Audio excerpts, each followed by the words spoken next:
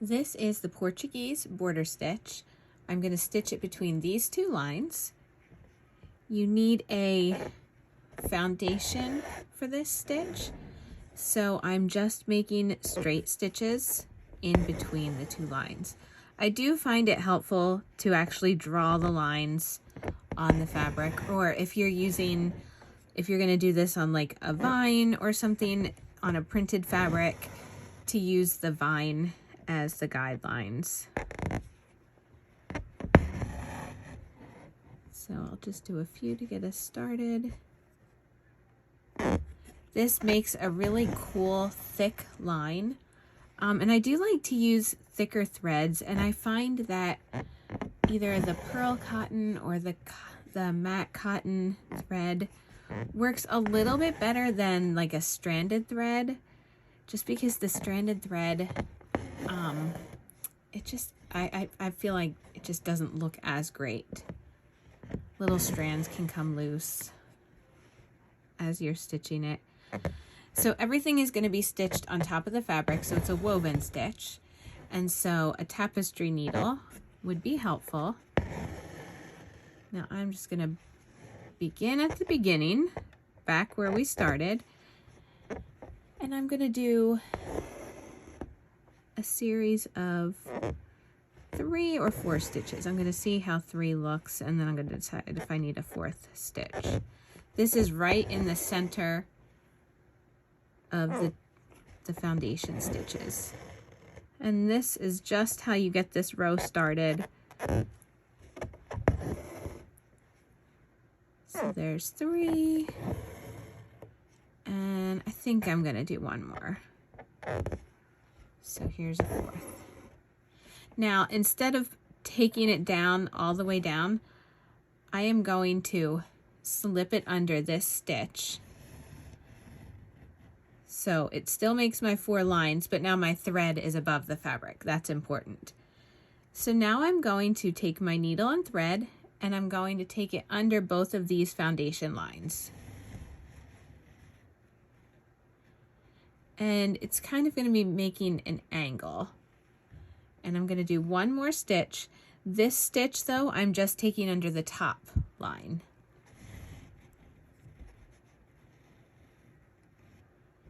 And I want it to fall on the outside part of where I just did my stitch. Okay? So now my next one is going to go below both lines.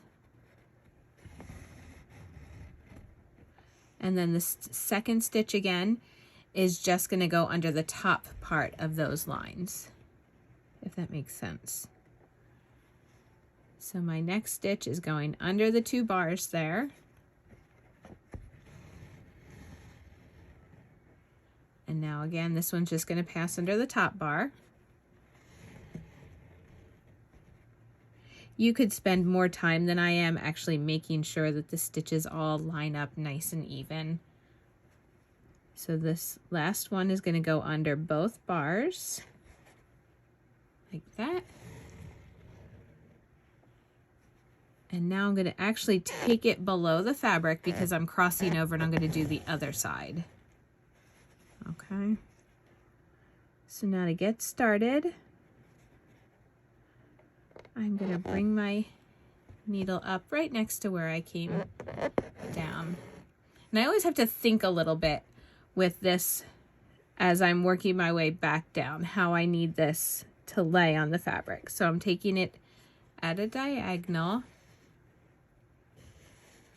pull it through, and now rather than taking my thread on the outside like we were doing all the way up, it's going to be on the inside. So I'm passing it under this top bar. Oops, let me just slip it under there. Sometimes the first stitch as you're going down just takes a minute to get yourself situated going in the reverse direction. So again, I'm taking this under the top 2, the next 2 bars. And you can shift your stitches around so that they're on the diagonal. And again, I'm using an eleganza pearl cotton, but I think I prefer the look of an even thicker thread than this. I really like when this line is a lot thicker.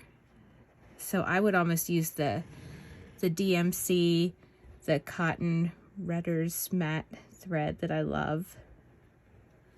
You don't have to do quite as much adjusting with the threads because there's not as much room on these little bars for the threads to like wobble around, and they all just kind of line up the right way. So now we're back down to the beginning.